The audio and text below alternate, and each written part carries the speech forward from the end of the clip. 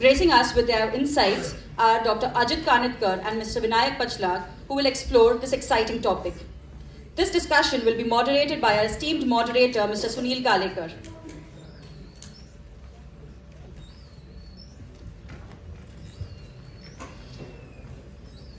Harnessing technology, innovation, AI from KG to PG. As we stand at the crossroads of unprecedented technological transformation, this session delves deep into how artificial intelligence and innovations are not just tools to the future, but integral to how we shape learning livelihoods and leadership from kindergarten to post-graduation. We are honored to have with us two distinguished thought leaders who bring years of expertise in grassroots innovation, education policy, and the evolving landscape of technology in India. Dr. Ajit Kanitkar, a renowned development professional and researcher. Dr. Kanitkar has been a driving force in social innovation and grassroots enterprises development in India. With decades of experience across institutions like the Ford Foundation and Vikas Anvesh Foundation, he brings rich insights into how policy, innovation, and education can empower communities and create dynamic change. His work reflects a deep commitment to inclusive development and nurturing innovation from ground up. Mr. Vinayak Pachlag, an inspiring technologist and innovator, Mr. Pachlag wears many hats: entrepreneur, educator, and changemaker. As the co-founder of Bhagirath Gram Vikas Pratishthan, he has pioneered initiatives that bring STEM education and tech-driven learning models to rural India. With a strong belief in Teach for Good, his work bridges the digital divide and ensures that children from every background can be part of the AI revolution, starting from their early years in school. Together, Dr. Kanitkar and Mr. Pachlag will take us on a journey through time, from the pre-ChatGPT era to the ongoing AI disruption, offering their vision on how technology can be harnessed meaningfully from KG to PG.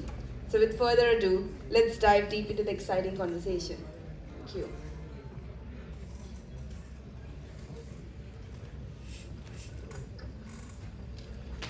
Good afternoon, everyone. Thank you, Varun. He has given a very good start for our discussion, actually. Varun was more focused on physical education and training, sports training. And this particular session, we will try to explore more on an overarching subject, I would say, KG to PG and education in general. पण आपल्यापैकी बरेच जण शिक्षण, physical education किंवा शिक्षणशास्त्र या विषयातले आहात आणि त्यामुळे आता आपल्याला मोठं डिस्कशन करायचं आहे खरं म्हणजे KG to PG या मोठ्या स्पेक्ट्रममध्ये AI किंवा टेक्नॉलॉजीचा कशा प्रकारे वापर होईल याचा सुरुवात करण्या अगोदर शिक्षणशास्त्रात असल्यामुळे लोकांना फार वेळ गप्प बसू देणं किंवा त्यांना फक्त ऐकायला लावणं हे मला स्वतःला आवडत नाही. एक छोटीशी क्लिप बघूयात आणि आपण सुरुवात करूयात. A small video clip which will make us ponder on something. It's an Instagram reel which I saw a few days back and it made me think about education.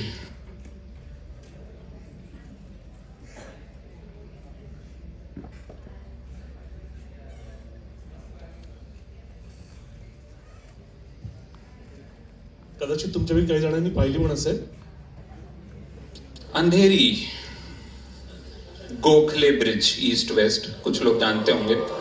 सबसे ज्यादा हेवी ट्रैफिक वाला flyover गिर गया 4 साल पहले, आपको याद होगा. 4 साल पहले उसका एक हिस्सा गिरा, इन्होंने कहा नहीं जी हम पूरा फिर से बनाएंगे, तोड़ के बनाया. 2.5 साल बनाने के बाद उनको पता चला जो इधर से आ रहा है और इधर से आ रहा है वो मैच नहीं कर रहा है.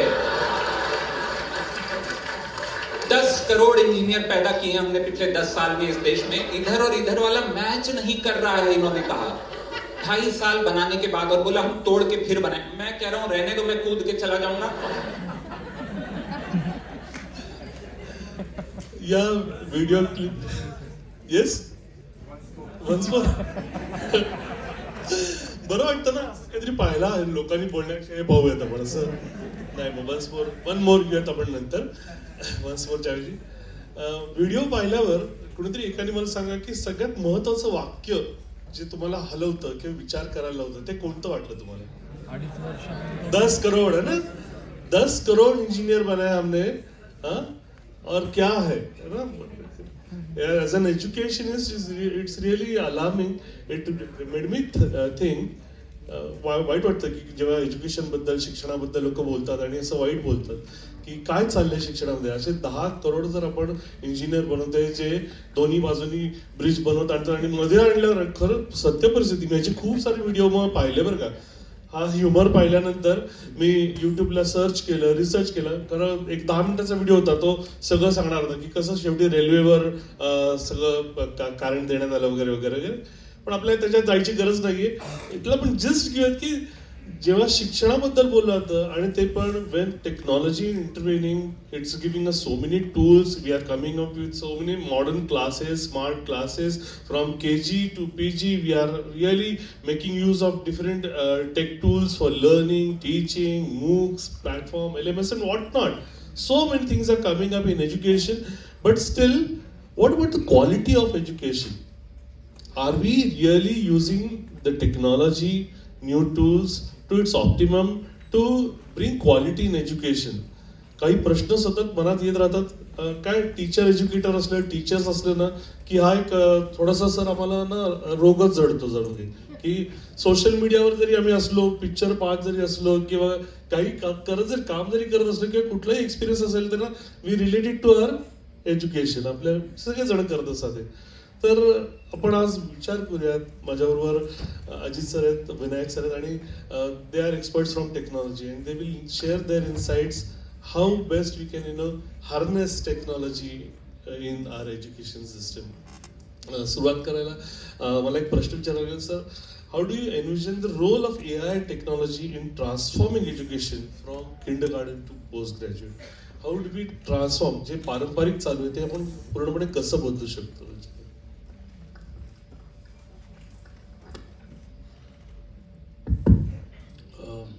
Before I respond to your question, thank you to the organizing team, Dr. Shraddha Agashe and members in the audience. आज तुम्ही बोलवलं. बराच वेळ मला अशी शंका वाटली, कारण जवळपास 2 महिने डॉक्टर श्रद्धा आगाशे यांनी फॉलोअप केला होता की मला वाटलं AI बहुधा माझं नाव काढलं या पॅनल डिस्कशनमध्ये, कारण technology, AI, PG to KG वगैरे. नंतर मला असं वाटलं की माझ्या नावामध्ये A आणि I असल्यामुळे बहुधा AI माझं नाव काढलं. तुम्ही इंजिनियरच्या याच्यापासून सुरुवात केली. मी दिल्लीला 14 वर्ष राहिलो होतो. English Hindi is okay, English Hindi Marathi is okay. So there is a old train which goes from Delhi to Shimla, कालका टू शिमला, आणि ती बरेच त्याला बोगदे आहेत. आणि बरोग नावाची एक जागा आहे which is a mid point. म्हणजे पुण्यात मुंबईला जसं लोणावळा खंडाळा आहे तसं बरोग नावाचा एक तिथं मिड पॉईंट आहे. त्या बरोगला पोहोचण्याच्या आधी दोन्ही बाजूने एक मोठा बोगदा येतो. म्हणजे it's a longest tunnel in that Shimla कालका. जवळपास 42-52 असं त्याला बोगदे आहेत. तो बरोगच्या बोगदा ब्रिटिश काळामध्ये तो खणण्यात आला आणि one of the British engineers, I lost his name now, Google करून नंतर सापडेल तो, दोन्ही बाजूनी खणायला सुरुवात केली. एका बाजूने बोगदा खणायला सुरुवात केला, इंजिनियरच्या गोष्टीवर एक थोडंसं एक करतो, आणि दुसऱ्या बाजूने खणायला सुरुवात केली. आणि त्यावेळेला मेजरिंग टूल्स AI ऑफकोर्स नव्हता. This is 1870 kind of a story. आणि तो बोगदा जेव्हा शेवट मिळायचा होता तेव्हा तो काही मीटरनी त्याचं अलाइनमेंट चुकलं. काही मीटर, ऑफकोर्स तो बोगदा झाला, पण काही मीटर्सनी अलाइनमेंट चुकलं. तो असा लागायच्या ऐवजी थोडासा तो असा झाला, त्यामुळे थोडंसं डिझाईनमध्ये चुकलं. त्या इंजिनियरनी आत्महत्या केली. त्या ब्रिटिश इंजिनियरनी, सिव्हिल इंजिनियर जो डिझाईन होता की अरे एवढं सगळं कॅल्क्युलेशन करून तो बोगदा एवढासा 1 मीटर 2 मीटरनी शेवटच्या जोडण्याच्या मध्ये आला. He committed suicide. आणि बरोग स्टेशनला त्याचा मेमोरियल आहे. Why am telling this story related to the bridge incident and 10 crore engineer is AI to BC to AD वगैरे जे कॉन्फरन्सला टायटल दिलं आहे. As a person who always likes to be introduce as a teacher, one of the big worry that I have is की आपण आपलं डोकं हळूहळू जास्तीत जास्त गहाण ठेवायला लागू. वेन टेक्नॉलॉजी कम्स, आम्ही सगळे पाढे शिकलो. बे के बे, बे दुने 4, 28चा पाढा मी म्हणू शकतो. आत्ता विचारू नका, म्हणू शकतो मी. त्याच्यानंतर इंग्लिश मिडियम शाळेमध्ये 2 जा 2, 2 जा 2, 2 3 जा 6 वगैरे असे सुरू झाले. नंतर त्याच्यामध्ये तेही गेले आणि मग कॅल्क्युलेटरवर ते सुरू झाले.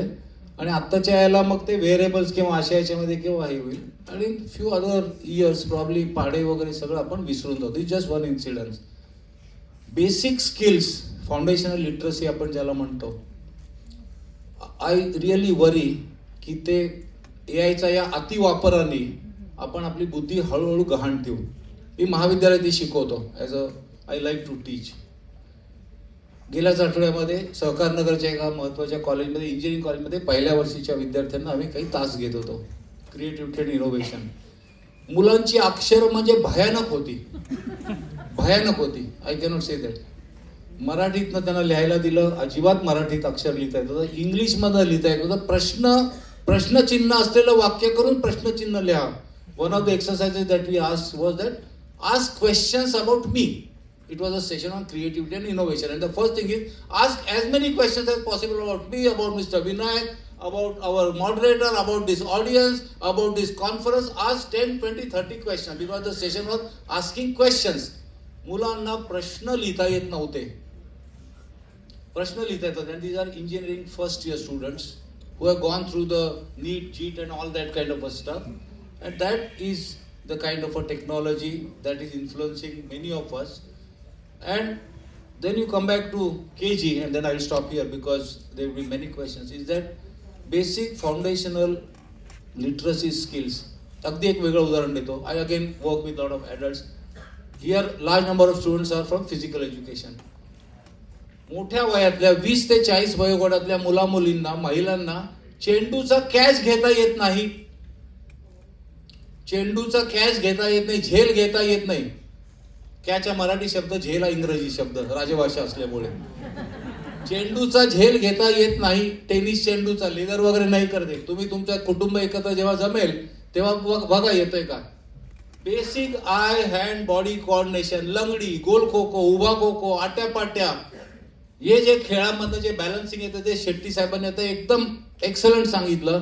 We have lost that. दोरीच्या उड्या, उंच उडी, पुढचे ॲथलेटिक्स आणि हे सगळं सोप्या ज्या गोष्टी आहेत या आपल्या मोठ्या वयाच्या यांना येत नाहीत, 30-40च्या वयोगटातल्या. तर आणि आता KG टू PG म्हणताय, तर KGतल्या मुलांना माहीतच नाही ते काय. मग बॅलन्सिंग कुठले येणार, खेळ कुठले येणार, आणि त्यांनी टॉक अबाउट ओबेसिटी, याच्याबद्दल खेळ का नाही गेला. तर biggest worry, coming back to your question, पालुपत जे होतं की KG to PG or either way is, I think this lot of this technology which are at one level, I use them only to the extent that they allow me to use it. The moment they ask premium price and payment, I stop. Because I have grown up in the generation, जे फुकट असेल ते पौष्टिक असतं, जे payment असतं ते चांगलं नसतं शरीराला. त्यामुळे I stop there. But that particular kind of a loss of basic thinking, acting, performing skills, if you go too much into this AI and AI based technology, आहारीजन असा शब्द आहे, तर त्याची मला काळजी वाटते. आणि I see that all around. Sir तुम्ही बोलत राहा, काही तसं हे नाहीये. त्याच प्रश्नाकडे येणार होतं की लहान मुलांना आपण जेव्हा टेक्नॉलॉजी इंट्रोड्यूस करतो अगदी, आणि आपण प्रमोट करतो as a parent, as a teacher, we do promote की लेट्स यूज इमर्सिव्ह टेक्नॉलॉजी. काय शब्द फार असे छान असतात ना, ग्लोरीचे मोठे शब्द असतात, आणि आपण त्या शब्दांच्या प्रेमात पडतो, टेक्नॉलॉजीच्या प्रेमात पडतो. Let's use immersive technology. Child should get real life, if not real life, as good as real life experience. Let us child assume that it's going into the sea or going to tundra, or the child is going in the flower and seeing how the pollination is taking place. काय आपण मोठ्या गोष्टी करतो. त्यांना variables होतं, इथं दिसतंय picture मध्ये की बाबा छानपैकी असा तो काय असतं ते गॉगल कुठला तरी असतो तो VR ना, व्हर्च्युअल रियालिटी गॉगल्स, ते द्या. आणि हे सगळं फार अर्ली स्टेजमध्ये सर, म्हणजे 3री-4थीतली मुलं, दे आर ऑब्सेस्ड. त्यांना हवंय ते. म्हणजे मी पाहिलं की लहान मुलं भांडतात पालकांशी की माझ्या मित्राकडे आहे, माझ्या मैत्रिणीकडे आहे, आणि मला पण ते हवंय. एस्पेशली ते वेन दे प्ले गेम्स ना, तर ते हे सगळं त्यांना हवंय. तर what are the risk of introducing these tools in early childhood? करू नका. पुन्हा वेगळं उदाहरण देतो. करू नका. आमच्या सोसायटीमध्ये 300 फ्लॅट आहेत. दिवाळीला किल्ला करायचा होता. पोरांची मोठी संख्या आहे, 30-40 मुलं, ऍक्टिव्ह ग्रुप, 3री, 4थी, 5वी. माती नाहीये सोसायटीमध्ये. किल्ला करायला माती नाही. आय एम नॉट एक्झॅजरेटिंग, मी पुण्यात राहतो. मग माती कुठे मिळेल याच्यावरती पालकांमध्ये बरीच चर्चा झाली की आपल्या सोसायटीमध्ये माती नाही, कारण सगळं सिमेंट कॉन्क्रीट आहे. मग त्यातले ते पेव्हमेंट ब्लॉक जे थोडे उखडले होते ते थोडेसे आणले, त्याच्यावर ताडपत्री घातली, त्याच्यावर काहीतरी थोडीशी माती इकडनं तिकडनं पळवून आणली आणि त्याच्यावर आळीव लावायचं ते उगवतं हे माहिती नव्हतं. कारण माती हा विषयच माहिती नाही. आय एम नॉट एक्झॅजरेटिंग, ती गेल्या दिवाळीतली गोष्ट. त्यामुळे AR VRच्या पेक्षा रियालिटी दाखवा. व्हर्च्युअल रियालिटी कळेल, 7वी 8वी 10वी 12वी कॉलेजला कळेल. All of us have seen virtual reality. I use virtual reality. So I would suggest पहिल्यांदा रियालिटी दाखवा, बाहेर न्या, बागेमध्ये न्या, कचऱ्यात दाखवा, मोकळी हवा दाखवा, आणि मग ते गॉगल बिगल AR VR दाखवा. I may be little bit old timer and the young generation might not like it. पण young generation has not seen reality. अरे सिंहगडला जाऊन सिंहगड बघा ना, युट्यूबवर सिंहगड बघण्यात काय मजा आहे. युट्यूबवर सिंहगड बघतात आणि त्याच्यावरती लाईक मारतात, गावात तुझा. So that's what I said. I am a little bit, I speak my mind. Therefore, I get little bit beating both on the home front as well as outside. I am also labeled as tech challenge. I want tech enabled, but not tech dominated. So that's a little bit. त्यामुळे immersive वगैरे लांब ठेवा. आणि आपण वाचतोय का स्वीडननी वगैरे केलं की लांब ठेवा ना, नाही तर आमचा बाळ युट्यूब शिवाय खातच नाही. अरे काय त्याला खाऊ दे ना. So all that we are hearing YouTube पाहिल्याशिवाय तर मिळत नाही आणि it's getting into the system. I don't like that. So a little bit extreme views not maybe appropriate for the conference. So leave it within the room. But I speak my mind. Sir बाळ्या आजकाल ना युट्यूबच खातोय असं जेवण खातच नाही. काय आई भरवते त्याला कारलं वर. अक्षरशः मुलं कारलं पण आनंदानं खातात. युट्यूब सुरू केलं. विनायक सर, हे स्क्रीन टाइम कडे घेऊन आपण आणायचे युट्यूबचा विषय निघाला. स्क्रीन टाइम खूप वाढलेलं आहे. म्हणजे आता काय लहान मुलं म्हणू नका, कॉलेजमधली मुलं नका म्हणू नका, मला आता पण शंका आहे 4-5 मुलं त्यांचं पाहत काय असेल का काय युट्यूब वगैरे ओपन करून मागे. काय रे बघताय का रे. स्क्रीन टाइम हा एक इश्यू झालेला आहे. प्रत्येकाचा स्क्रीन टाइम एवढा वाढला. बर, त्या डिव्हाइसेसनी ही पण फॅसिलिटी दिलेली आहे की तुमचा वीकचा अनालिसिस पहा, तुम्ही युट्यूब किती वेळ पाहिलं, व्हॉट्सअप, पण ती स्क्रीन आम्हाला नको असं पाहिलं. काय करता येईल आपल्याला हे स्क्रीन टाइम बद्दल. थँक्यू ऑर्गनायझर्स ना. मराठी हिंदी इंग्लिश मराठी. मी युट्यूबर आहे, मराठीत बोलतो, त्यामुळं स्क्रीन हा माझ्या व्यवसायाचा भाग आहे. मुळात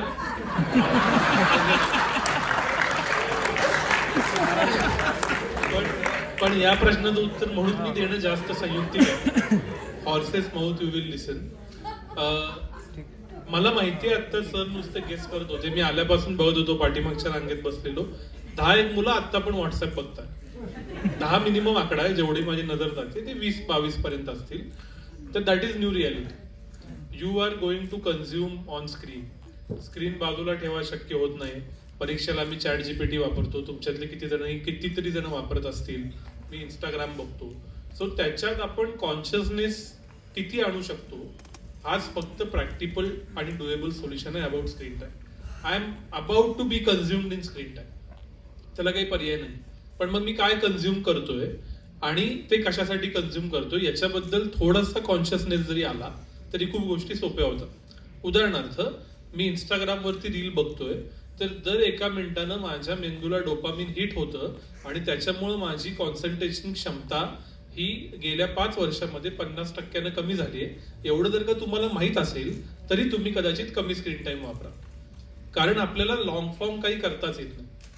दुसरं, मोबाईलवरती आमच्यासारखा इंटलेक्च्युअल प्लॅटफॉर्म पण अवेलेबल आहे, गाणी पण अवेलेबल आहेत, कॉमेडी पण अवेलेबल आहे आणि वेगवेगळ्या प्रकारचा कॉन्टेंट अवेलेबल आहे. So screen gives you choice. You should not blame the tool की अरे स्क्रीन टाइम किती वाढलाय. तुम्ही मोबाईल विकत घ्या असं काय मोबाईलवाल्यांनी सांगितलं नव्हतं. तुम्ही युट्यूब बघा असं काय युट्यूबनं सांगितलं नव्हतं. तुम्ही इंस्टाग्राम बघा असं काय इंस्टाग्रामनं सांगितलं नव्हतं. You have bought all those gadgets and you are the decision maker. So आपलं काय झालंय की आपण टूलला नावं ठेवतो, अहो स्क्रीनच वाईट आहे. मग स्क्रीन खपलाच नसता ना, मग आपण आधी मानव झालो असतो. मग आपण परत Nokia 1100 वापरला असता. आपण तो वापरत नाही याचा अर्थ त्याचे ऍडव्हान्टेजेस डिसएडव्हान्टेजेस पेक्षा जास्त आहेत, म्हणून इट हॅज सर्वाइव्ड. सो आपल्यावरती मग ओनस येतो की what I am doing with my screen time and with my technology. या कॉन्शियसनेसचं दुसरं उदाहरण असं आहे की एव्हरीबडी नोज की we are living in a algorithmic bubble. मला एक रील बघितलं की दुसरं रील त्याच पद्धतीचं येतं, तिसरं रील त्याच पद्धतीचं येतं आणि I get in to a bubble. So म्हणून तुम्ही रील बघणार नाही का? बघणार ना. म्हणून तुम्ही व्हिडिओ बघणार नाही का? बघणार ना. म्हणून तुम्ही चॅट जीपीटी वापरून असाइनमेंट्स करणार नाही का? तर करणार ना. बट जस्ट बिईंग अवेअर की मला जे दिसतंय तेवढंच सत्य नाहीये, मला जे आवडतं तेवढंच दाखवण्याचा अल्गोरिदम कोणीतरी डिझाईन केला आहे, बिकॉज दॅट इन्क्रीमेंट्स देअर प्रॉफिट. एवढं माहीत असलं तरी मग मी अधिक कॉन्शियसली रील वापरतो की अरे मला फक्त मेसीच दिसतोय पण रोनाल्डोचा भक्त पण असेल, मला फक्त रोनाल्डोच दिसतोय, कुणाला तरी फक्त विराट कोहलीच दिसत असेल, आणि मला फक्त विराट कोहली दिसतोय तर कुणाला तरी फक्त रोहित शर्माच दिसत असेल. आणि त्याच्यामुळं माझे बिलीफ्स जास्त पोलराइज्ड होत आहेत. इतपत जरी मला माहित असलं तरी खूप झालं.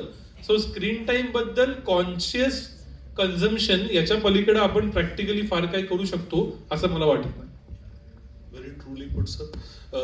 आपण सगळे हे खरं म्हणजे थोड्याफार फरकानं विक्टिम्स आहोत या स्क्रीन टाइमच्या, आणि त्याला आपला कॉन्शियसनेस हाच आपली सतसत विवेक बुद्धी की मी किती सुजाणपणे काय पाहतो, किती वेळ पाहतो आणि काय पाहतो हे आपण स्वतः ठरवायचं आहे. सर जी बोलतात त्याला रिसर्चेस प्रमाणपणे व्हॅलिडेशन आहे की तुम्ही जेव्हा रील्स बघता तेव्हा आपल्या मेंदूत ज्या ऍक्टिव्हिटीज होतात, ज्या प्रकारचे हॉर्मोन सिक्रेशन होतात आणि त्याच्यामुळे काय परिणाम होतो.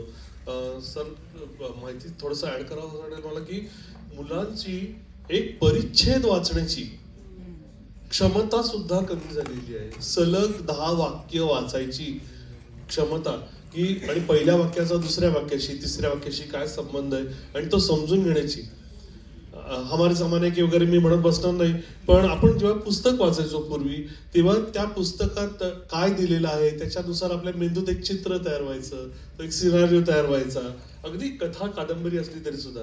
आता मुलं वाचत नाहीत किंवा वाचलं तरी सुद्धा ती जी क्षमता आहे तीच क्षमता कमी व्हायला लागली आहे, कारण हे सगळं पिक्टोरियल फॉर्म मध्ये त्यांना समोर दिसतंय, तेच त्यांना कन्झ्युम करायला आवडते आणि त्यामुळे मेंदूची ती क्षमता ॲबिलिटी कमी कमी होत चाललेली आहे. आपल्याला ती घालवायची आहे का, आपल्याला ती संपवायची आहे का, आणि त्यासाठी आपण ही टेक्नॉलॉजी वापरणार आहोत का? फार महत्वाचा प्रश्न आहे सर की ही मुलं जशी शिकतायत वाढतायत, तुम्ही जे उदाहरण दिलं की मुलांना प्रश्न तयार करता येते असंख्य, म्हणजे फक्त इंजिनिअरिंग कॉलेज नाही सर, मी बीएड कॉलेजमध्ये शिकवतो, ज्यांना शिक्षक व्हायचं आहे त्यांचं हस्ताक्षर, त्यांची वाक्यरचना, त्यांचं ग्रामर, आणि ज्यांना इतर क्षेत्रांमध्ये सुद्धा जायचं आहे, अगदी लॉच्या लोकांना फार चांगले शब्द माहिती असतात, म्हणतात they are very good at asking questions आहे ना, त्यांना पण नाही. कुठल्याच क्षेत्रामधल्या विद्यार्थ्यांच्या या बेसिक न्यूमर्सी लिटरसी स्किल्स ज्या आहेत या वीकन डाऊन होत आहेत का काय, ही भीती वारंवार निर्माण व्हायला लागली. 2 मुद्दे सरांनी आता म्हणले आणि आपण काय त्याच्यामध्ये आपला विषय KG to PG आहे. आपल्या अनेक जणांनी असरचे रिपोर्टच्या बद्दल वर्तमानपत्रात वाचायचं, annual state of education in India, प्रथम दर 2 वर्षांनी ते करतात. आणि आपण जेव्हा या विषयाचं शीर्षक देतो तेव्हा त्या रिपोर्टचा संदर्भ सुद्धा आपल्याला लक्षात घेणं महत्त्वाचं आहे की या अर्थाने आपण या हॉलमध्ये बसलो तर वी आर डिजिटली एलिट. आपल्याला आज 30, 40, 50, 60, 70 हजार रुपयाचं यंत्र घ्यायला परवडत आहे, त्याचा तेवढा डेटा घ्यायला परवडतं, आणि त्यामुळे त्याच्यावरची सर्व साहित्य ते भले YouTube, Insta, Facebook, chat GPT असेल परवडत आहे. पण त्याबरोबरीने आपल्याच समाजामध्ये आपल्या देशातले 10-20-30 कोटी पालक आणि त्यांची मुलं मुली, शाळेत शिकणारे विद्यार्थी हे जिल्हा परिषदेच्या शाळेत जातात. ज्या बऱ्याच ठिकाणी शाळा नाही आहेत तिथं शाळेतही जात नाहीत. शाळा आहेत त्या एक शिक्षकी शाळा आहेत, 2 शिक्षकी शाळा आहेत, इन्फ्रास्ट्रक्चरची बोंब आहे. तर या सगळ्याच्यामध्ये त्यांची बेसिक शिक्षणाची जी जुनी शिक्षणाची आपण कल्पना म्हणतोय त्या याच्यामध्ये सुद्धा ते खूप मागे आहेत मुलं आणि मुली. आणि 7वीचा परिच्छेद 3रीची मुलं वाचू शकत नाहीत, 6वीचं गणित 4थीचा मुलगा मुलगी सोडत नाही, असे ते सगळे असरचे, हे जरी आपण फिजिकल एज्युकेशन आणि आजच्या विषयात असेल तरी असरचा रिपोर्ट हा सगळ्यांनी तिचा एक्झिक्युटिव्ह समरी सुद्धा त्याची वाचण्यासारखी आहे. दे आर अलार्मिंग रिपोर्ट्स की आपण एकीकडे महासत्ता विश्वगुरु होण्याचं म्हणत असताना आपल्या देशातली मुलं 7वीतला अभ्यास सुद्धा जर 3रीत करू शकली आणि ती संख्या अशी 100-200 नाही, ती काही कोटीमध्ये आहे. तर मग या सगळ्या डिजिटल एलिटिझमकडे आपण जात असताना डिजिटल डिवाइडचं आपण काय करणार? एकीकडे आपण AR VR भाषा करतोय, पण ज्या मुलांना विचार करणं, लिहिणं, गणित, शास्त्र, पर्यावरण, इतिहास, भूगोल या विषयामध्ये सुद्धा बेसिक काहीतरी आवश्यक गती ज्यांना नाही आहे ते या सगळ्या याच्यानं अजून मागे पडणार. आणि डिजिटल एलिट आपण व्हर्च्युअल रियालिटी 1.0, 2.0, 11.0 कडे पुढे पुढे जात राहणार. हा एक त्यातला मला आजच्या विषयाला धरून एक वाटतंय. सरांनी सांगितलं होतं दुसरा मुद्दा मला वाटतं आणि तुम्ही त्यात हे केलं की सत्सद विवेक बुद्धी, निरक्षर विवेक, चांगलं काय वाईट काय, योग्य काय अयोग्य काय, हे करण्याची आपल्या बुद्धीची जी क्षमता आहे ती AI आणि यासारख्या तंत्रज्ञानाचा आपण जितका जास्त वापर करू तितका आपण आपापल्या खोलीमध्ये, इंग्रजीमध्ये त्याला इको चेंबर असा शब्द हे केला, पोलरायझेशन किंवा ध्रुवीकरण असा शब्द तुम्ही हे केला की मला रोनाल्डो आवडतो त्यामुळे रोनाल्डोचेच रील्स माझ्याकडे यायला लागतात. अरे पण रोनाल्डोपेक्षा बाकी 10 जण चांगले आहेत ना. मी फेडररचा फॅन आहे पण जोकोविचकडनंही मला शिकण्याच्या गोष्टी आहेत. आधीच यांनी वरुण यांनी फार सुंदर सांगितलं, why can't you have 2 tennis icons as learning opportunities for your son. एकालाच का तुम्ही चिकटवणार? म्हणजे जोकोविचचा फॅन असेल तो फेडररचा शत्रू असला पाहिजे असं काही नाही ना. दोघांच्याकडनं चांगलं घेण्यासारखं आहे आणि असं त्या मुलाला टेनिस खेळणाऱ्याला शिकवता आलं पाहिजे. तर हे आपापल्या खोलीत बसण्याचं जे खेळ या सगळ्या AI मुळे होतो. कारण मला जे आवडतं हे विखारी अल्गोरिदम्स तयार होत आहेत. आणि एकच या पुस्तकात सांगतो, विनायक यांच्याकडे सुद्धा पुष्कळ त्यांचं, मी स्वतः त्यांचा चॅनल बघतो आणि खूप वेगवेगळ्या प्रकारचं विचार त्यातनं प्रवृत्त होतात. गेल्या वर्षी कोड डिपेंडंट नावाचं एक पुस्तक आलंय आणि एका भारतीय महिला ज्या लंडनमध्ये आहेत त्यांनी त्या पुस्तकाबद्दल लिहिलंय आणि त्यात एक भारतातली केस स्टडी आहे आणि जगामध्ये AIने काय काय चाललंय याच्यात त्यांनी हे केलंय. आणि त्यातली नंदुरबारला AIचा उपयोग सगळ्या आरोग्य योजनेसाठी कसा चांगला करता येईल, जिथे एक्सरे आणि रेडिओलॉजिस्ट नाही आहेत त्या ठिकाणी AI कसे 1000 एक्सरे पाहून त्यातनं पॅटर्न्स काढतो आणि त्या अगदी दुर्गम भागातल्या डॉक्टरला जो एकटा आहे दुखटा आहे त्याला मदत कशी होते याचं एक चांगलं उदाहरण आहे. पण त्यातलं ॲम्स्टरडॅमचं जो उदाहरण आहे ते भयानक उदाहरण आहे. आता मी फक्त 2 मिनिटात सांगतो वेळेचं हे करून, की तिथल्या पोलीस डिपार्टमेंटने प्रोफायलिंग केलंय तिथल्या युवकांचं, टीनेजर्सचं आपण म्हणू, 14, 15, 16, 17, 18. आणि त्या प्रोफाईलमधनं तुम्हाला जर तुम्ही एकल घरात असाल म्हणजे तुम्ही फक्त आई बरोबर असाल, single women headed house hold, तुम्हाला वडील नसतील, फक्त तुम्ही आई बरोबर राहत असाल, तुम्ही शहराच्या अमुक भागात राहत असाल किंवा तुम्हाला अजून एक भाऊ असेल आणि त्याची अमुक बिहेवियर असेल, तुम्हाला काहीतरी एक छोट्याशा काहीतरी चोरीच्या किंवा कुठल्या तरी पार्किंगमध्ये तुम्हाला तिकीट मिळालंय, ते दंड झालाय, अशी त्यांनी एक प्रोफाईल केली आणि त्याच्यावर त्यांनी ABC लाईकली ऑफेंडंट्स हे असे गुन्हेगार असू शकतील याची त्यांनी ABC अशी यादी केली. हे मी माझं सांगत नाहीये, त्या पुस्तकात आहे, कोड डिपेंडंट या पुस्तकात जरूर वाचा. आणि पोलीस डिपार्टमेंटनी अमुक एक तुळशीबागेमध्ये किंवा मयूर कॉलनीमध्ये गुन्हा घडला तर हे 30 जणातले 4 जणांना उचला असा प्रोग्राम केलाय. भले ते 4 जण त्या दिवशी तिथं नसतीलही पण हे 4 प्रॉस्पेक्टिव्ह ऑफेंडर्स आहेत. जसं आपल्या समाज व्यवस्थेमध्ये गावामध्ये काही गुन्हा झाला की गावाबाहेरच्या पारधी वस्तीतल्या पुरुषांना आधी उचला अशी आपल्याकडची पद्धत होती. दुर्दैवाने ती ब्रिटिश काळापासून सुरू झाली, सुदैवाने ती हळूहळू कमी होते, अजूनही होते. तसं AIने असे नवीन समाजातले क्राईम प्रोन जे गुन्ह्याला प्रवृत्त होतील असे यांची प्रोफाइलिंग सुरू केली आणि तसं त्यांनी केलं आणि एका पत्रकारांनी, एका महिलेनी हे सगळं शोधून काढलं वगैरे वगैरे. ते आहे AI मध्ये अशा प्रकारे आपण आपापल्या खोल्यांमध्ये, बंदिस्त खोल्यांमध्ये स्वतःला सुरक्षित समजून त्याच्या बाहेरचं काही जग आहे का, या सगळ्या स्पेक्ट्रम मध्ये इतरही काही विचार आहेत का. येस आणि नो अशी बायनरी नाही आहे ना, 1 आणि 0 मध्ये कंटिन्युअस आहेत ना. त्यामुळे somebody could be 0.8 and 0.2 also, somebody could be 0.5 and 0.5 also. तर या बायनरीच्या 1-0 मध्ये आपण सत्सद विवेक बुद्धी, निरक्षर विवेक, चांगलं काय वाईट काय तेही चांगलं असू शकेल पण यातलंही काही चांगलं असू शकेल अशा याच्यामधनं आपण हळूहळू जातो आणि तो सुद्धा मला धोका वाटतो. त्यामुळे पहिला धोका आपण KG मधलं मूलभूत कौशल्य शिक्षण, मूलभूत भाषा, मूलभूत अभ्यास, मूलभूत गणित, मूलभूत शास्त्र हे कधी येणार मुलांना, हा एक धोक्याचा प्रश्न. आणि जे डिजिटल एलिट आहे ते सगळे या डिजिटल सापळ्यामध्ये अडकलेत असं माझं मत आहे. मी या थोड्या ब्रॉडर थीमलाच टच करतो KG to PGच्या. मी काम करतो मीडियामध्ये, पण मी मूळ टेक्नॉलॉजिस्ट आहे, इलेक्ट्रॉनिक्स इंजिनिअरिंग आणि मग एमटेक AI मध्ये. तर KG to PG मध्ये हा सगळा ऑडियन्स मला 2 कॅटेगरीतला दिसतो. Either you are taking education or you are teaching. So either you are educator or you are taking education. मग मूळ प्रश्न असा येतो की आपण हे का करतोय, आपण मुळात शिकतोच का. एक माझ्या मते चांगला माणूस व्हायला आणि चांगलं करिअर करायला. आता चांगला माणूस होणं, आनंदी जगणं आणि चांगलं करिअर करणं या दोन्हीमध्ये AI ऑलरेडी आलेला आहे. तर तुमच्या हातात नाही, तुम्ही काय आता बिन स्मार्टफोनचं जगणार नाही. मग आता आपण त्याच्यात काय काय ऍड करू शकतो हा आपला पुढचा प्रॅक्टिकल प्रश्न होतो. मग पहिला मुद्दा हा की अशा कोणत्या गोष्टी आहेत की ज्या AI ला येणार नाहीत आणि फक्त माणसाला येऊ शकतात, ज्यात माझं करिअर बनेल. तुम्ही फिजिकल एज्युकेशनचे आहात, त्याच्यात तर क्लिअर आहे की AI काही करू शकत नाही.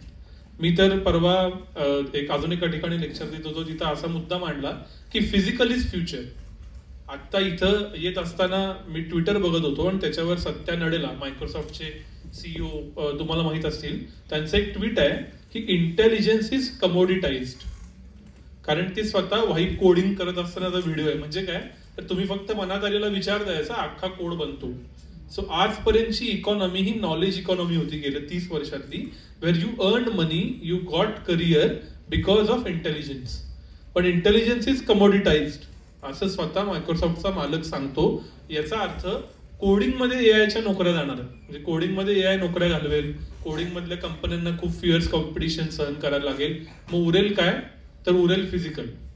मग हँड आय कोऑर्डिनेशन उरेल. काल विवेक सावंत सर त्याच्यावर खूप छान बोलतात, त्यांचं कीनोट स्पीच झाला असेल तर, की 7 प्रकारच्या ज्या बुद्धिमत्ता आहेत त्यातल्या फक्त 2 प्रकारच्या बुद्धिमत्तांमध्ये AI ना आता ट्युरिंग टेस्ट पास केली आहे. म्हणजे माणूस का मशीन हे कळत नाही.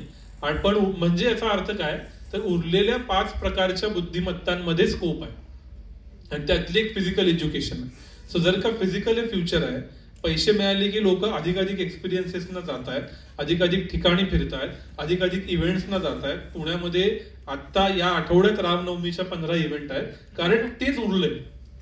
सो पहिला भाग फिजिकल इज फ्युचर आणि we have to find out की जिथं AI एवढ्यात पोहोचणार नाहीये तिथं आपलं करिअर. मग शिक्षणात मुद्दा असा येतो की ह्या सगळ्या गोष्टी शिकणं. उदाहरणार्थ तुम्हाला सगळ्यांना माहित असेल, तुम्ही फिजिकल एज्युकेशन मध्ये असाल किंवा एज्युकेटर असाल, तर there is something called as prompt engineering. किती जणांना माहिती आहे प्रॉम्प्ट इंजिनिअरिंग म्हणजे काय? हात वर करा.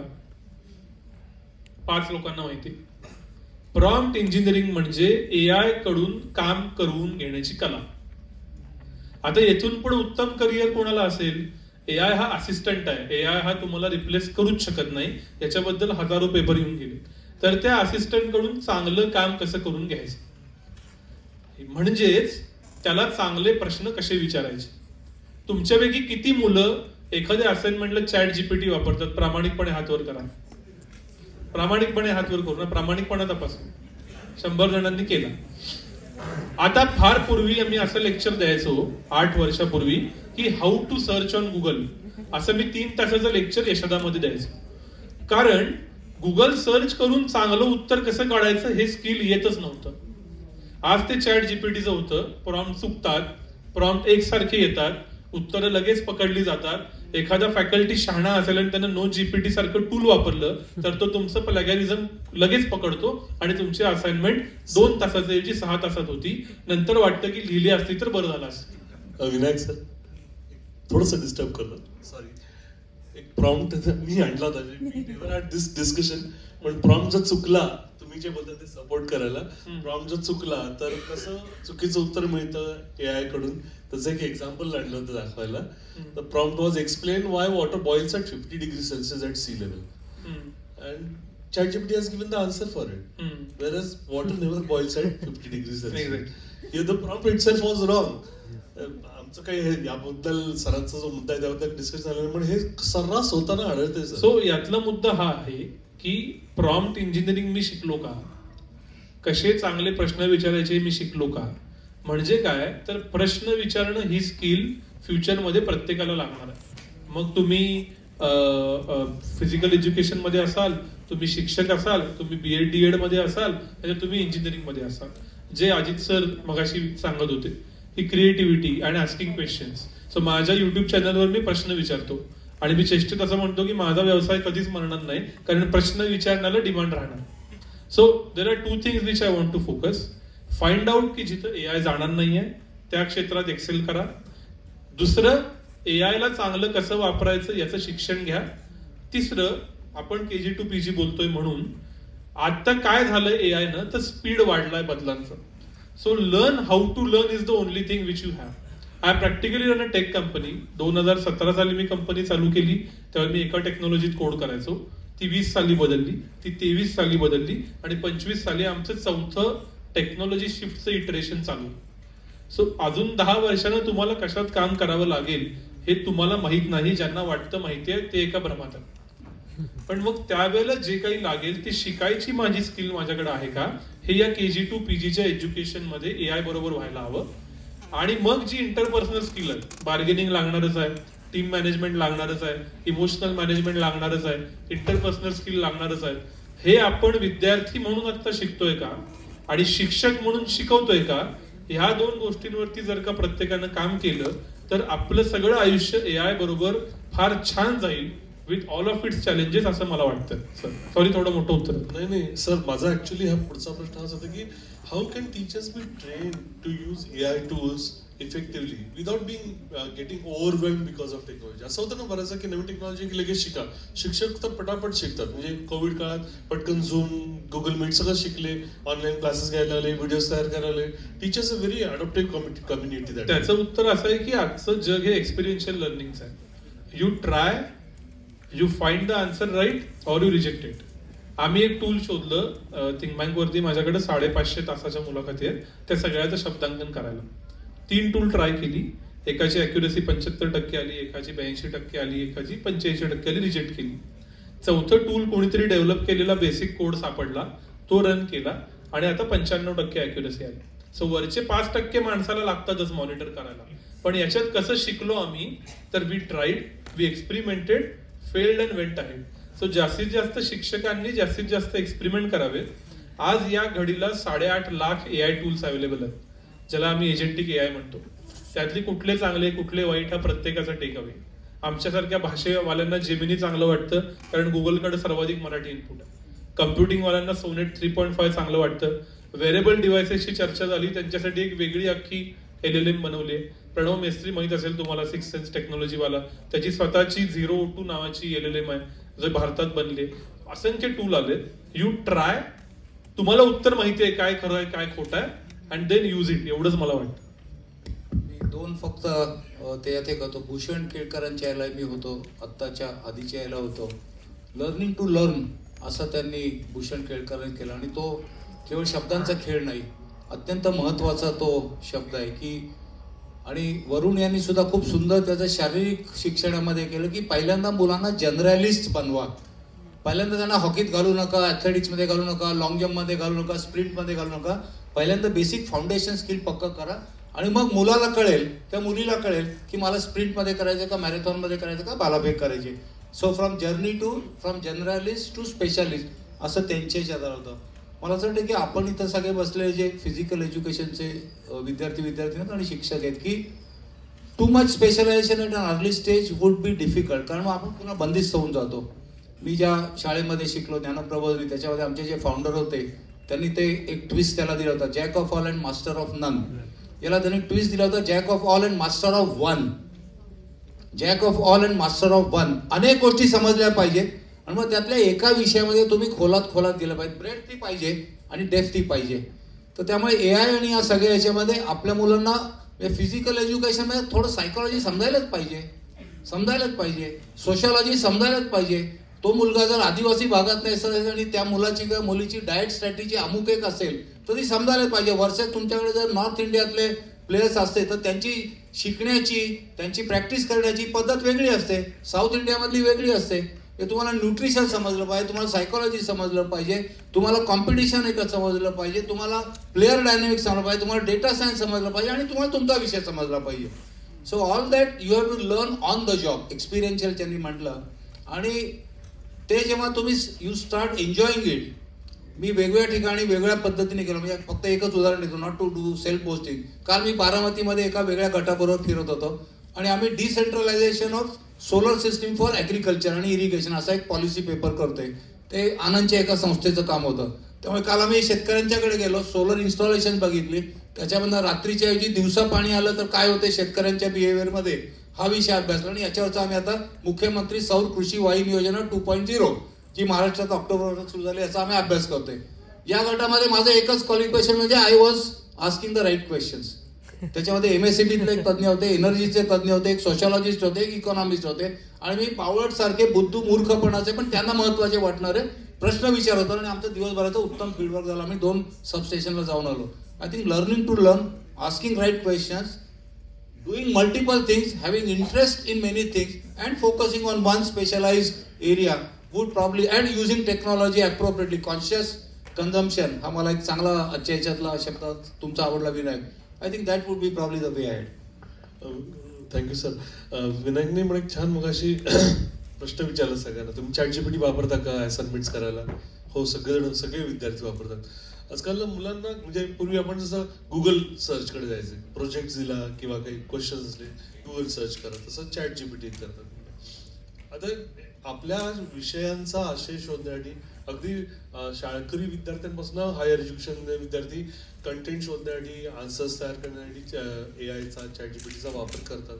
पण काही अशा गोष्टी, क्रिएटिव्हिटी नर्चर करायची असेल, इंटरेस्ट डेव्हलप करायचे असेल, आपले क्रिटिकल थिंकिंग, इनोव्हेशन, या आपल्या क्षमतांसाठी आपल्याला टेक्नॉलॉजी कशी हाताळत करता येईल, आपल्याला शिक्षक म्हणून कसे या सगळ्या नवीन तंत्रज्ञानाचा वापर करता येईल? मला याच्यात 2 अँगल वाटतात. एक, पहिलं म्हणजे या सगळ्यांमुळेच मला पैसे मिळणार आहेत हे शिक्षकांनी मुलांना सांगितलं पाहिजे, म्हणजे मुलं ते करतील. कारण क्रिएटिव्हिटी असेल तरच मला पैसे मिळणार आहेत, इनोव्हेशन असेल तरच मला पैसे मिळणार आहेत, क्रिटिकल थिंकिंग असेल तरच मला पैसे मिळणार आहेत.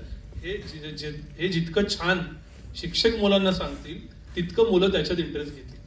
हा पहिला भाग. आपण तेच सांगत नाही. आणि ज्या पद्धतीने टेक्नॉलॉजी आपल्या जगण्याचा भाग बनती त्या पद्धतीने आपण करिक्युलम इव्हॉल्व करत नाही. आज पाठांतराची प्रॅक्टिकली गरज नाही हे सत्य आहे. पाठांतरी स्किल हवं. आता शुद्ध स्वच्छ भाषा आणि अस्खलित संवाद फेक आणि तुमच्या डोळ्यात डोळे घालून बोलणं याची गरज आहे. म्हणून मी वक्तृत्व स्पर्धेत जाईल, म्हणून मी माझ्या हँड आय कोऑर्डिनेशनसाठी आमच्या पीटीच्या तासाला जसं करायचो तसं काय 100 मीटर पळीन, 200 मीटर पळीन. मी हे का करतोय ते सांगितलं जात नाही. सो पहिली गोष्ट, या तिन्हीची गरज आहे आणि या तिन्हीचा ROI सर्वाधिक आहे हे मुलांना सांगावं, मुलांनी ते समजून घ्यावं. आणि दुसरं, या सगळ्यासाठी AI असिस्टंट म्हणून असंख्य टूल आलेले. उदाहरणार्थ समजा इथं मगाशी व्हेरिएबल्सचे चित्र आहे. आत्ता अजून कुठलं व्हेरिएबल डेव्हलप झालेलं नाही याच्याबद्दल मी सगळ्या LLMsना विचारलं. उदाहरणार्थ जेमिनीला विचारलं, ग्रॉकला विचारलं, ChatGPTला विचारलं. ती सगळी उत्तरं घेतली आणि आता असा प्रश्न दिला की यात जे उत्तर आलेलं नाही ते उत्तर शोधा. काम करावंच लागेल ना. मोठ्या मोठ्या युनिव्हर्सिटीमध्ये ओपन बुक एक्झाम का होती? कारण पुस्तकातच उत्तर असतं ही आपली पद्धत झाली ना, की हे पाठ करा, हे 21 अपेक्षित, हे नवनीत, हे तुमचे मोस्ट डुएबल क्वेश्चन्स. याच्या पलीकडे थिंकिंग आहे, याच्या पलीकडे अनालिसिस आहे. सो जे LLMs करू शकत नाहीत असा प्रश्न देणं, त्याचं उत्तर आधी LLMsना विचारणं आणि मग रिजेक्शन मेकॅनिझम मधून हे सगळं आता नाही, आता कर. आणि असा प्रयोग प्रत्येक मुलानं करावा, म्हणजे तुम्ही AI प्रूफ होता ना. आत्ता उदाहरण देतो मी, मीडियातला आहे. 2 रिपोर्ट आले दर जानेवारी आणि मार्च मध्ये येतात. एक E&Yचा, अर्न्स्ट अँड यंग, आणि दुसरा फिक्कीचा, about the media, future of media, bla bla bla. मी दोन्ही रिपोर्ट 5 LLMsना टाकले. ChatGPT, ग्रॉक, जेमिनी आणि अजून 2 आम्ही वापरतो, डीपसीक आणि सॉनेट. मी ज्यांना कन्सल्ट करतो, 2 एका मराठी TV चॅनलला महाराष्ट्रातला कन्सल्ट करतो आणि माझं YouTube चॅनल, यातनं मला जे टेक हवे पाहिजे होते ते या 5 LLMsनी दिले नाही. त्याने जनरलाइज सगळं दिलं. मला जे महत्वाचं वाटतं ते मॅडमना महत्वाचं वाटणार नाही, ते शेवटच्या बसलेलं महत्वाचं वाटणार नाही, ते तुम्हाला महत्वाचं वाटणार नाही. ज्यांना महत्वाचं वाटतंय ते ऐकतायत, बाकीचे मोबाईलवरती आहे किंवा 2-4 जण झोपलेत. पण I am okay with that. मुद्दा हा आहे की तुम्हाला जे हवं असतं ते AIला एक्झॅक्ट सुचत नाही. मला त्यातला सर्वात भारी इंटरेस्टिंग मुद्दा असा वाटलेला की रेडिओचं मार्केट वाढलंय, विच इज अँटिथिसिस. सगळ्यांना असं वाटतं की रेडिओ कमी झालाय, पण रेडिओचा रेव्हेन्यू वाढलाय 3%. आता हा टेक अवे मला 5ही LLMsने दिला नाही, पण हा मला भारी वाटतो, कारण मी जे चॅनलला कन्सल्ट करतो त्यांचं रेडिओ स्टेशन पण आहे, आणि मी जे पॉडकास्ट करतो युट्यूब वरती ते जनरली लोक ऑडिओ म्हणूनच कन्झ्युम करतात वॉक करताना. हा टेक अवे दिला नाही ना त्यांना. सो तुम्हाला काय हवंय ना, पर्सनलाइज्ड AI ला व्हायला खूप वेळ आहे. So future will be personalised, आणि त्यासाठी मग तुम्हाला innovation, creative thinking, analytical mind हे सगळं लागेल पर्सनलाइज करायला. कसं पब्लिक प्रायव्हेट आणि पार्टनरशिप आणि गव्हर्नमेंट इनिशिएटिव्ह काय असले पाहिजे त्याच्यावर थोडा आपण विचार करूया सर, की what public private partnership or government initiatives are needed to scale AI in education more effectively. आपल्या शिक्षण क्षेत्रात करा, तंत्रज्ञानाचा वापर करा. NEP आले, आता टेक्नॉलॉजी मस्ट आहे, शासन सांगतं की वापर करा, किंवा मग ऑनलाईन सेशन्स घ्या. 60-40% हायर एज्युकेशनमध्ये विशेषतः ऑनलाईन एज्युकेशन शुड बी 60%. आणि पण याचे दुष्परिणाम पण आपल्याला दिसत आहेत. मग आपण शिक्षणात काम करणारे म्हणून काय सजेशन दिवे त्याच्याबद्दल? सरांनी अवघड प्रश्न विचारले, कारण AIने हा प्रश्न विचारला नव्हता, कारण हे आउट ऑफ द बॉक्सच असे प्रश्न विचारू शकतात. बट ओव्हरऑल जो ट्रेंड दिसतोय, as all of us appreciate किंवा अंडरस्टँड, की आपल्या जो वाचता अनुभव येतं की all of us are looking at us as market. आपल्याला गिराईक म्हणून बघतायत सगळेजण, आपल्याला गिराईक म्हणून बघतात, कन्झ्युमर्स. आणि मग ते खाजगी कंपन्या असतील, सरकार असतील, MNCs असतील, शैक्षणिक विचार असेल, they are looking at us as consumers, गिराईक म्हणून. तर नवीन काहीतरी पुस्तक काढलं, चला हे विकले जातील. नवीन काहीतरी टूल काढलं, हे लोक विकत घेतील. नवीन काहीतरी वर्कबुक काढलं, हे घेतील. नवीन एक्सेट्रा एक्सेट्रा. तर ते त्यामुळे, आणि सरकार आपल्याकडे लाभार्थी किंवा अशा तरी बघतंय, लाभार्थी किंवा कन्झ्युमर या दोन याच्यामध्ये. तर त्याला वाटतं या पलीकडे सुद्धा आपली एक भूमिका आहे, शिक्षक म्हणून, नागरिक म्हणून, सिटीजन म्हणून. हा विचार मी थोडा गेले 4-5 वर्ष जास्त वेगळ्या ठिकाणी मांडण्याचा प्रयत्न करतोय, की ऑफकोर्स आपण लाभार्थी आहोतच. म्हणजे AI आणि या सगळ्या टूल्समुळे त्याचा लाभ होतो का नाही, होतोच ना, मी वापरतोच ना. किंवा हे व्हॉट्सॲप आणि सगळ्याचं मी लाभार्थीच आहे. I am using that service. त्याचा डेटा मी विकत घेतो. That so at one level I am also consumer आहे त्याचा आहे. पण त्याच्या पलीकडे मी माझं डोकं चालवतो. त्याच्या पलीकडे एक नागरिक म्हणून, एक विद्यार्थी म्हणून, एक शिक्षक म्हणून. आज अनेक शाळा महाविद्यालयांमध्ये अशा प्रकारे PPP किंवा प्रायव्हेट सेक्टरचे मार्केटिंग एजंट्स आता आहेत. आम्ही हा कोर्स केला, तर मी तो कोर्स केलाय, आम्ही अमुक हे मॉड्यूल डेव्हलप केले, तर आम्ही तमुक एक लॅबोरेटरीचं साहित्य तयार केलं, अमुक एक किट तयार केलं. म्हणजे ते विकायचं, गळ्यात घालायचं. बेसिकली ते गळ्यात घालायचं. आणि ते अर्थातच सामान 2,000 रुपये, 10,000 रुपये. म्हणजे खूप पूर्वी आम्ही शाळेत असताना ते इन्सायक्लोपीडिया ब्रिटानिकाचे असे 10,000 रुपयाचे खंड विकणाऱ्यांची एक मार्केटिंगची एक गँग असायची. आणि शाळेतला जो सगळ्यात श्रीमंत विद्यार्थी किंवा विद्यार्थिनी असायची ती घ्यायची, आणि घेऊन त्याचे रवांगे फक्त दिवाणखान्यामध्ये, अरे घेतला बरं का यांनी इन्सायक्लोपीडिया ब्रिटानिकाचे 10 व्हॉल्यूम. त्याला मी त्याच्या धूळ सुद्धा काढायला नंतर 20 वर्ष कोणाला वेळ व्हायचा. म्हणजे that was seen as a status symbol, की अरे इन्सायक्लोपीडिया ब्रिटानिकाचे असे 20 व्हॉल्यूम घेऊ शकतात बरं का याचे आई बाबा. आता इन्सायक्लोपीडिया ब्रिटानिका विकत न घेता, हे तर मी त्यावेळेस सांगत आहे, शेवटी तुम्ही पाटकोरे कागद, पाटकोऱ्याचा अर्थ जर कोणी मला सांगितला जेवणाच्या सुट्टी, तर त्याला 10 रुपये बक्षीस देईल. पाटकोरे या मराठी शब्दाचा इंग्रजीत अर्थ काय असेल. आमच्या शाळेतल्या शिक्षकांनी, नंतरच्या आमच्या आजूबाजूच्या शिक्षकांनी पाटकोरे कागद वाचून आमची शब्दकोश म्हणजे डिक्शनरी तयार केली इन्सायक्लोपीडिया ब्रिटानिका शिवाय. आणि त्यांचं रुटीन असं की वर्षाच्या शेवटी, यशवंतराव लेले म्हणून, वय वर्ष 93, अजून शिक्षक आहेत, त्या माणसाने वर्ष संपल्या सगळ्यांना कॅलेंडर घेऊन आहे घरची. आम्हाला वाटतं वर्ष संपलं तर कॅलेंडर कशाला आणायचे, तर ते कॅलेंडर मागवायचे. मग सगळ्यांना कात्र्या घेऊन आणायला सांगायचे शाळेमध्ये, आणि मग आता एक कापा त्याचे पाटकोरी बाजू, पाटकोरी म्हणजे रिव्हर्स साईड बरं का, आता मी सांगितलं उत्तर. तर मागची बाजू कोरी कॅलेंडरची असायची, त्याचे एका महिन्याचे 6 तुकडे गुणिले 72 तुकडे झाले, आणि एका कागदावरती 4 शब्द, म्हणजे 72 चोक, 7 चोक 28 आणि 2 चोक 8 एवढे शब्द तयार झाले. आणि एवढ्या शब्दांची जर 5वी, 6वी, 7वी, 10वी झाली, तर तुम्हाला इन्सायक्लोपीडिया ब्रिटानिका किंवा वेबसाईट डिक्शनरी जी 800-1000 रुपयाला आहे, त्याच्याची तुमचं जुन्या वाया रद्दीत जाणाऱ्या कॅलेंडरकडनं तुमची डिक्शनरी तयार झाली. दिस इज अ एज्युकेशनल टूल. सांगायचा मुद्दा असा की या प्रकारच्या, आता मार्केट यंत्रणा आहेच आहे, त्याला काय आपण मागे जाऊ शकत नाही. पण मार्केट यंत्रणेमध्ये PPP असो, अमुक असो, तमुक असो, आपलं डोकं शाबूत ठेवणं, शिक्षक, विद्यार्थी, पालक, संस्था चालक म्हणून आपल्या मुला मुलींना आणि आपल्या यांना आपण ग्राहक न बनवता विद्यार्थीच बनवता, नागरिक बनवता, याचं शिक्षण तर बरेचशी उत्तरं सापडतील. AI सारखी टूल भरपूर मिळतीलच. याच्यात मी एक ऍड करू इच्छितो या तुमच्या प्रश्नाला. प्राध्यापक, स्वतः विद्यार्थी, प्राध्यापक, प्राचार्य, संस्था चालक आणि सरकार या 6 जणांनी एक काम करावं जे आता कोण करत नाही असं दिसतं आपापल्या कॅपॅसिटीत. ते म्हणजे क्युरेटर व्हावं. कोर्सेरावरती 2000 कोर्स आहेत, युडेमीवरती 15,000 कोर्स आहेत, OpenAIनं त्यांची अकॅडमी काढली त्याच्यावर 500 कोर्स आहेत, स्वयं तुम्हाला असेल कंपल्सरी तर स्वयंवर अजून हजारो कोर्स आहेत. यातलं काय चांगलं आणि काय वाईट हे मला आज तागायत कोणीही सांगितलेलं माहीत नाही. मला आज सध्या LLM शिकायची हौस आहे. लार्ज लँग्वेज मॉड्यूल्स कसं लिहायची त्याच्यावर अँड्र्यू NG म्हणजे जो बाप आहे या सगळ्यातला तिथंपासून ते IIT बॉम्बेतल्या प्रोफेसर पर्यंतची कोर्सेस अवेलेबल आहेत. I want and mentor who will tell me की यातलं हे बघ, यातलं हे बघ, यातलं हे बघ. माझ्यामध्ये ते खरं काम पण आहे शिक्षकांचं, संस्था चालकांचं आणि पुढं त्या सगळ्या डिसिजन मेकर बॉडीचं. So there is abundance of information everywhere but there is no trust. हा खरं बोलतोय का खोटं बोलतोय माहित नाही.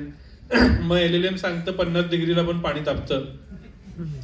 सो ज्याच्यावर विश्वास टाकू शकू, because we are going to live in a era where there is deficit of trust.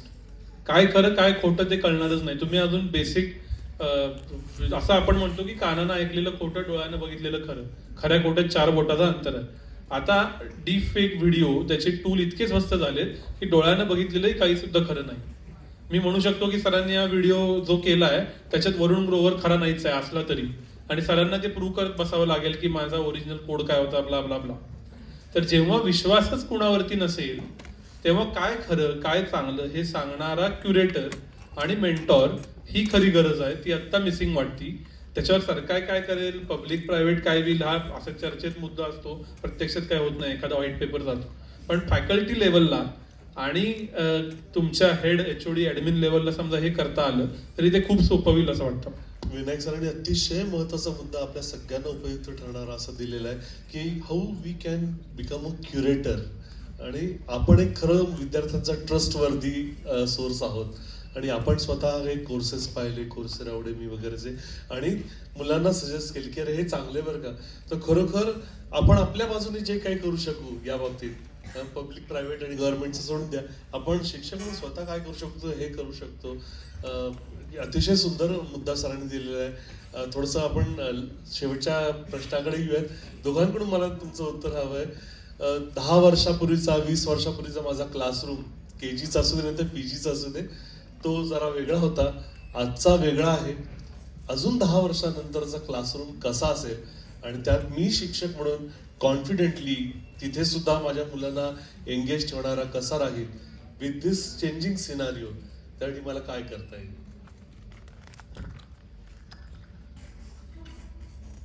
पुन्हा अवघड प्रश्न आहे.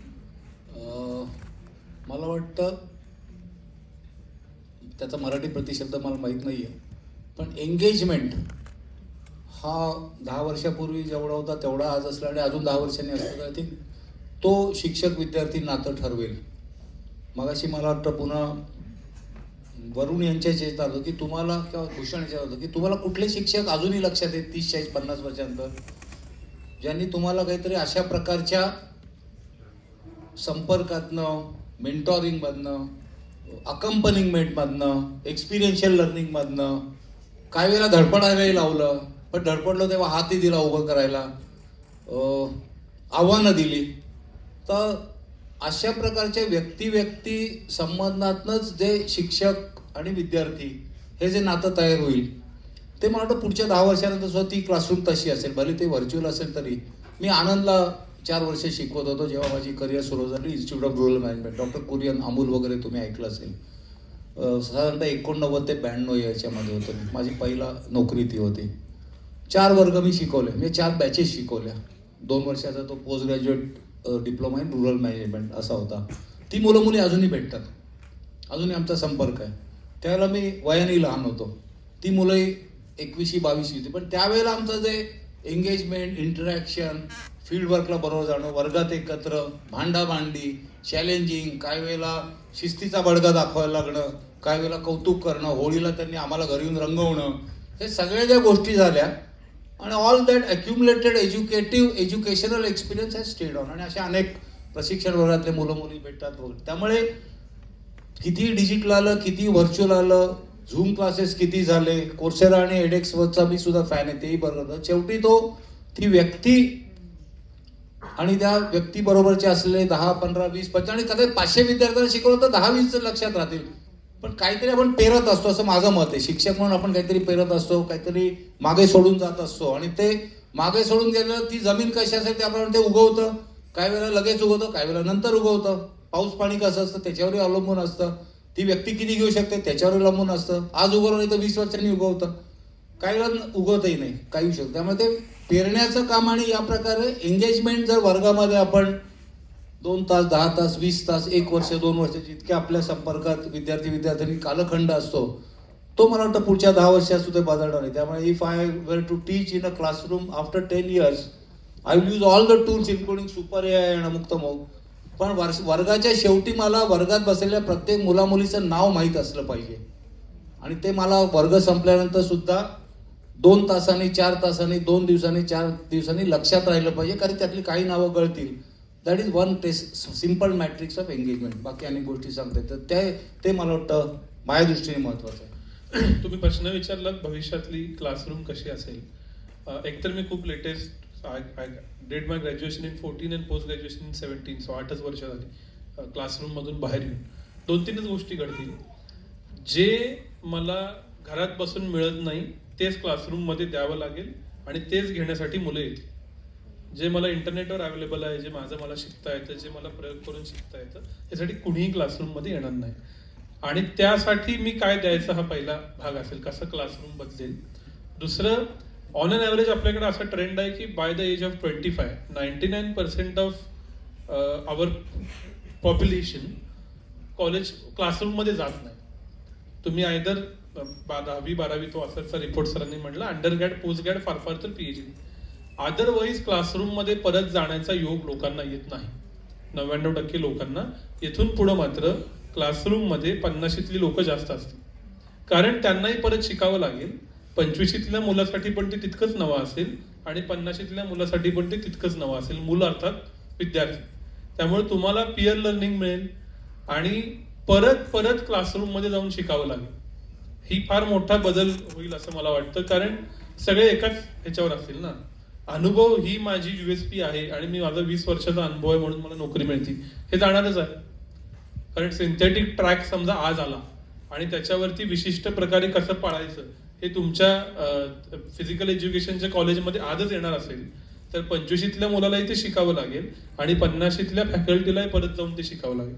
सो क्लासरूममध्ये वयाची विविधता असेल आणि ही सगळ्यांना फार छान एनरिच करणारी असेल. अशा 2 गोष्टी मला सरांच्यात ऍड कराव्याशा वाटतं. सर, मी या सेशनच्या सुरुवातीला जेव्हा इथे आलो तेव्हा डेझर्टेड क्लासरूमवर होतो खरं म्हणजे, की वर्गात विद्यार्थी नसतात आणि तुम्ही म्हणतात विद्यार्थी पुन्हा येतील किंवा वेगळ्या वयोगटातले विद्यार्थी येतील, तर फारच सकारात्मक चिन्ह आहे खरं म्हणजे गोष्ट आहे की मुलांना यावं लागेल वर्गात आणि तसं शिकवावं लागेल. राईट, तसं शिकवावं लागेल. आपण केवळ इन्फॉर्मेशनचे पोस्टमन न बनता जर आपण खरोखर असं क्रिएटिव्हिटी, क्रिटिकल थिंकिंग किंवा ऍक्टिव्ह सरांनी सांगितलं ऍक्टिव्ह एंगेजमेंट, सतत विद्यार्थ्यांना व्यस्त ठेवून एक ह्युमन टच, एक मानवी स्पर्श देऊन जर आपण शिकवणार असू आणि जरी BC to AD वगैरे सगळं असलं तरी सुद्धा या सगळ्यामध्ये आपला एक रोल इनएव्हिटेबल असणार आहे. आपली भूमिका ही विद्यार्थ्यांना समजून घेण्याची, त्यांना मेंटरिंग करायची, क्युरेटर बनायची की काय चांगलं, कुठं चांगलं मिळते, AI मधलं कुठलं टूल, रोज 10 नवीन टूल्स येतातच, त्यातलं कुठलं टूल तुम्ही वापरा हे सांगण्याची भूमिका आपण घेतली. आणि जे विद्यार्थ्यांना ChatGPT थ्रू किंवा AI थ्रू किंवा टेक्नॉलॉजी थ्रू मिळत नाही ते देणारे आपण बनलो तर आपल्याला कुणीही आपल्या वर्गांमधनं हलवू शकत नाही आणि विद्यार्थी नक्की आपल्या वर्गांसाठी वर्गामध्ये येतील अशी मी इच्छा व्यक्त करतो.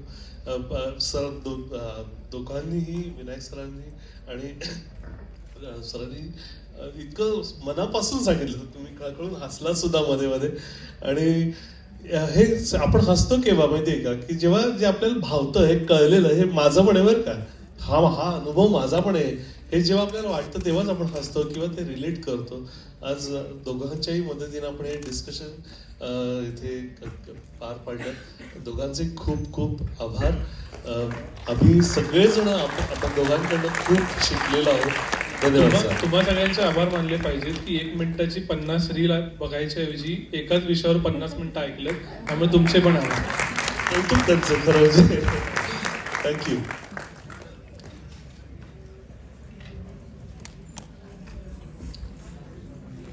Thank you to all our panelists.